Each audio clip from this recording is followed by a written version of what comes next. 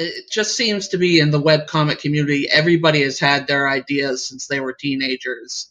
And whether they started it young like I did or they're starting now, it's very near and dear to their hearts, you know?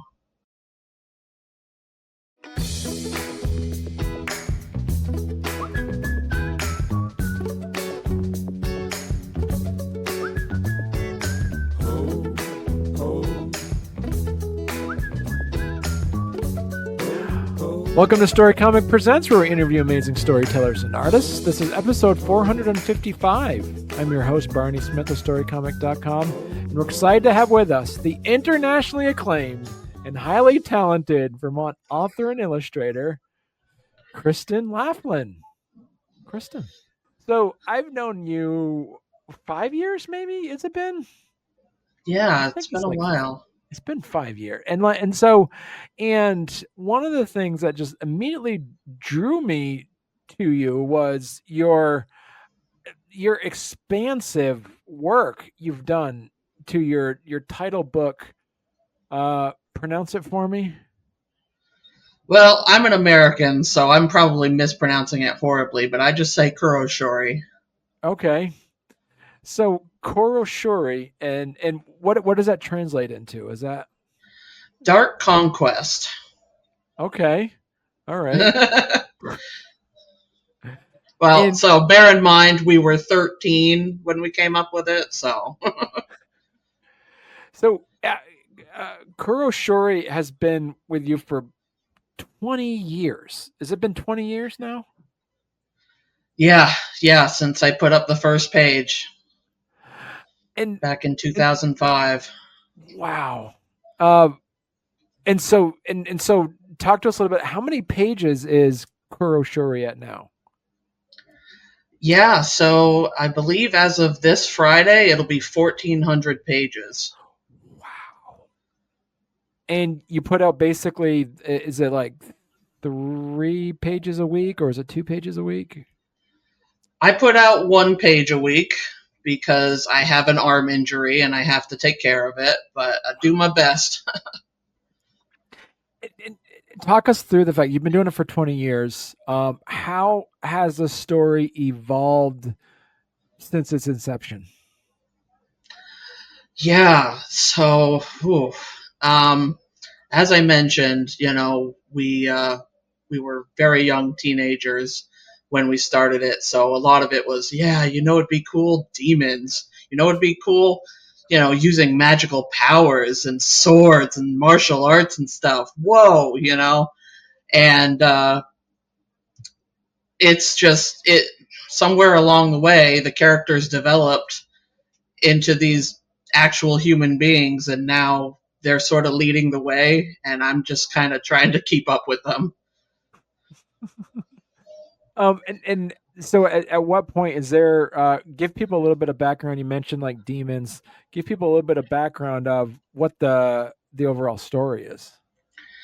Yeah, so Kuro Shouri follows the story of 2 teenagers, Hisaki, the boy, and Yasha, the girl.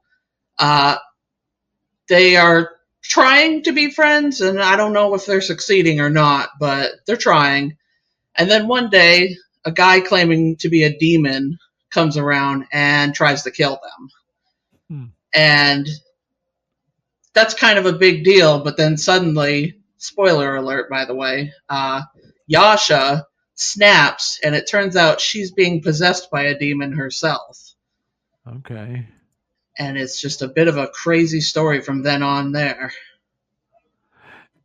And so people can actually buy, because they can actually go to kuroshouri.com and actually read the entirety, right? If they want to. Yep.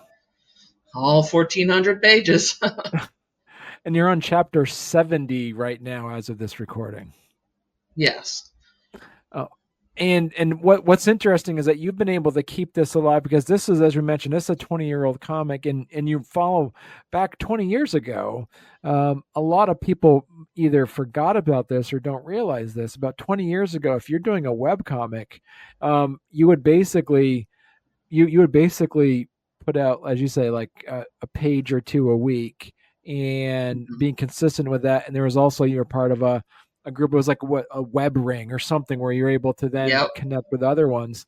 And have you known it over the years, since you started, how many people are still doing it who were started it when you were doing it 20 years ago? Well, not many have kept with it that long. I do see a lot of people who had their ideas for about that long and are starting now. Um, it just seems to be in the webcomic community, everybody has had their ideas since they were teenagers. And whether they started it young like I did or they're starting now, it's very near and dear to their hearts, you know? Right. And so did you did you re-release this again? It looks like as I pull up, if you go to kuroshuri.com, chapter 1, page 1, starting at the very beginning, you re-released this back last year, basically. Yeah. Uh, so the fun thing is, as much as I love my old art and writing, excuse me, um, it was a bit of a slog to get through because I was just imitating anime tropes left and right, and it was just, whew, So we actually rewrote it and redrew it so that it would be Wow. a bit easier to read.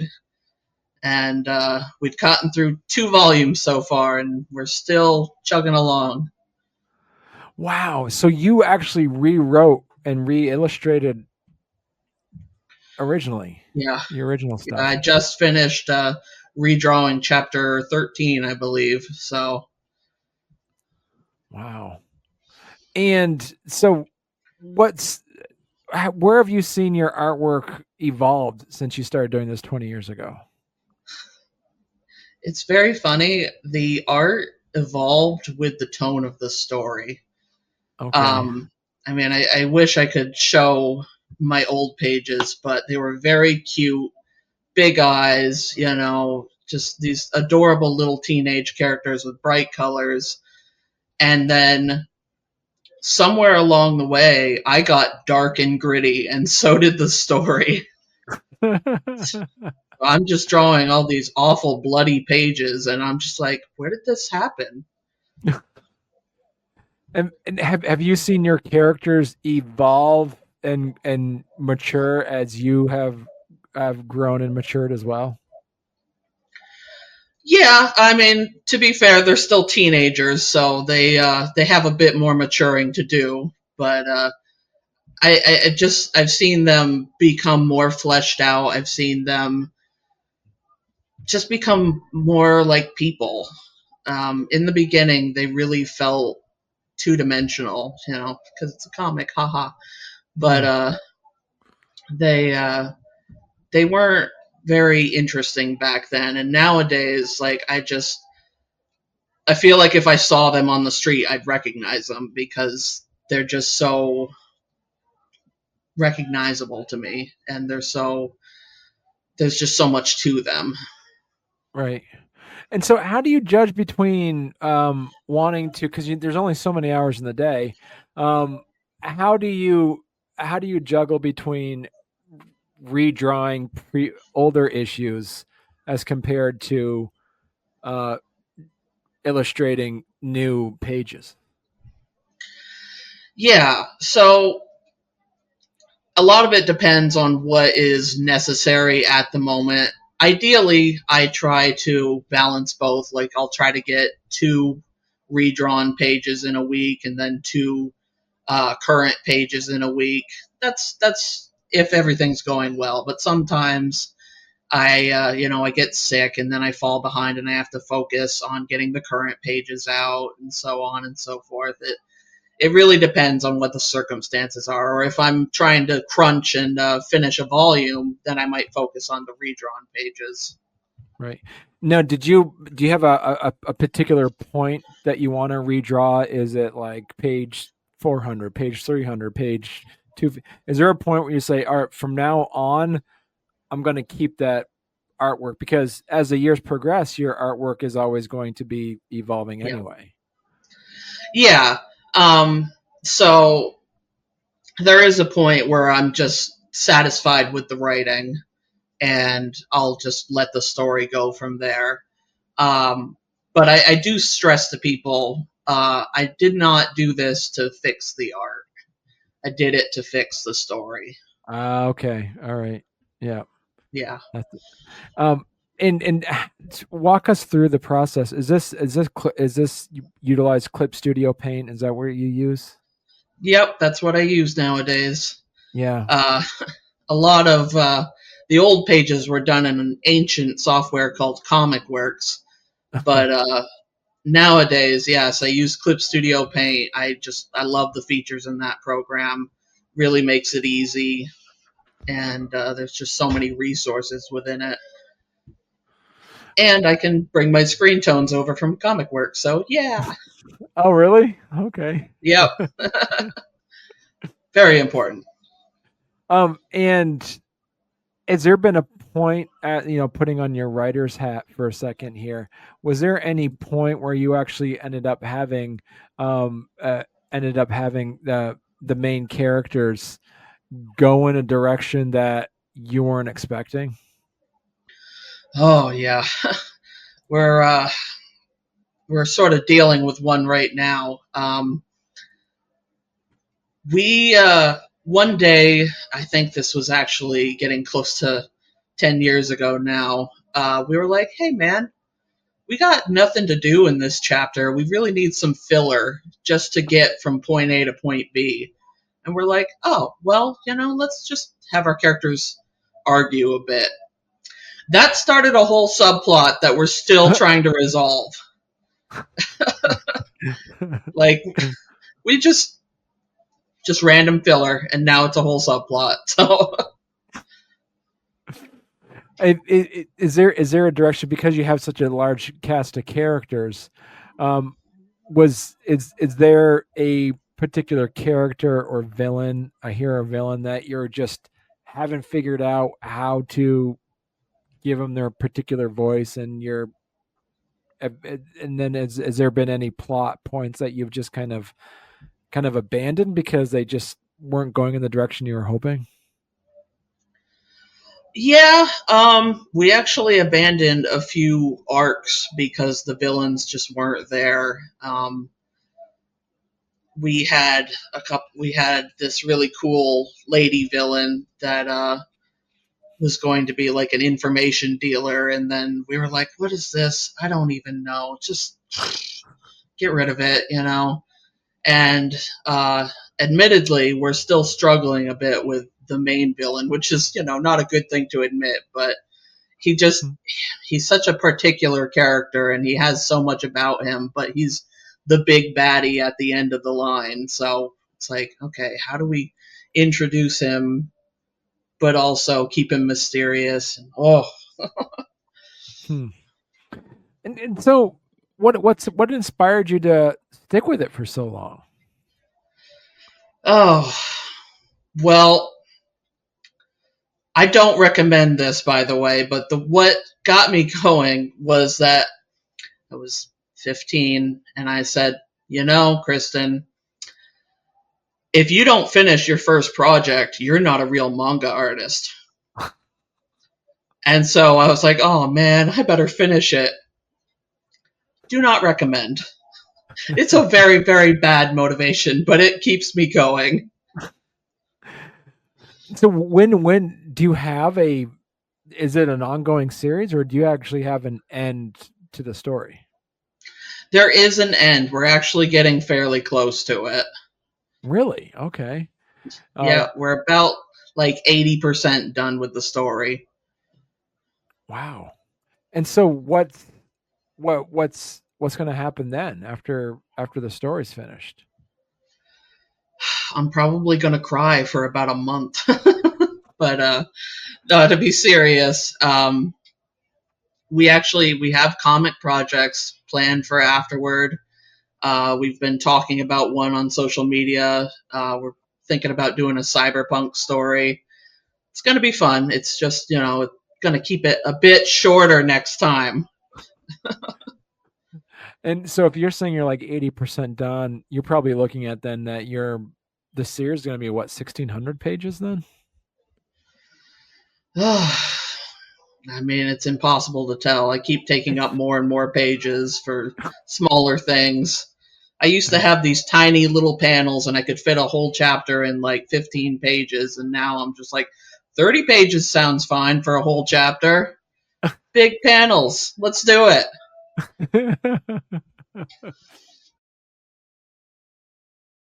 Well, hey there. If you're enjoying our podcast, don't forget to subscribe on YouTube or leave us a 5-star review on your favorite podcast platform. Your support means the world to us and helps us keep this show going. We love hearing from you, so any feedback is welcome. And thank you for being a part of our podcast family and for all your support. It truly means a lot to us. How have you been able to stay motivated through building such a long project?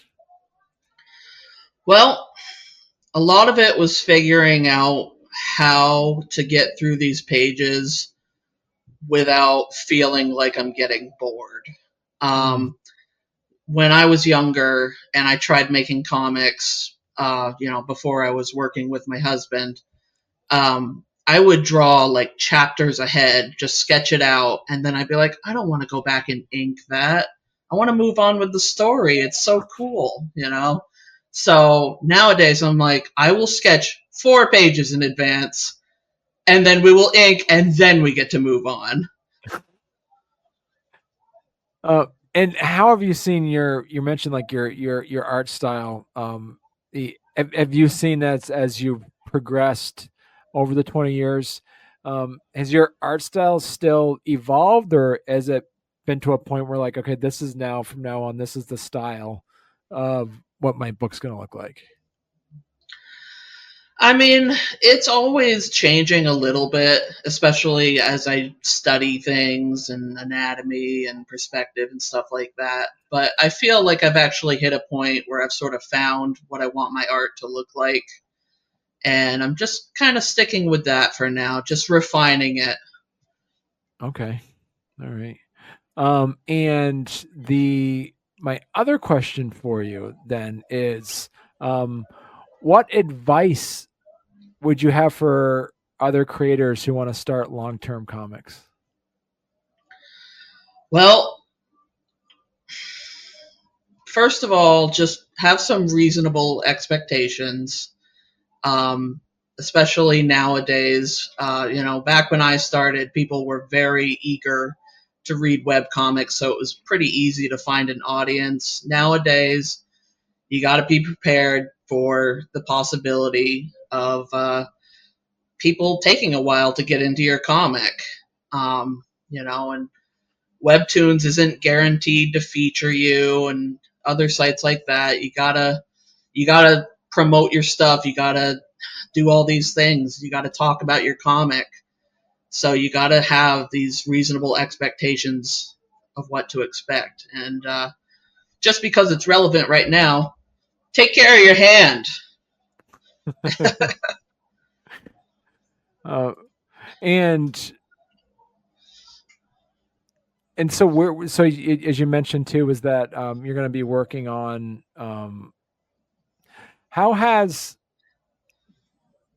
do you consider yourself now an author who illustrates, or you consider yourself an artist who writes? Oh, that's a good question. Honestly, most days I just consider myself a comic creator. I do both. That's how it is. I'm always going to do both. And in equal parts. Okay. And if people want to learn more about your work and want to actually pick up a copy of your first 2 volumes, how can they do that? So you have the website up. There is a shop page that leads you to where you can buy the current books. We're working on volume 3 right now, so look forward to that. Also, Generally, if anyone is on Blue Sky, I'm on Blue Sky, and you can find me there. I always post about when the books are up, when the pages are up, and yes, you're showing my Patreon. That's there too. Mm-hmm. Throw money at me. Yeah, so absolutely check out Kristin's Patreon page. And you got you just have one tier, or is that? No, we have 3 tiers. I believe Okay. it's the $2 tier for just reading ahead, and the $5 tier for seeing my sketches, and then the $10 tier gets merch. Okay, excellent. Okay, perfect. And look, you got a lot of people following you. That's exciting.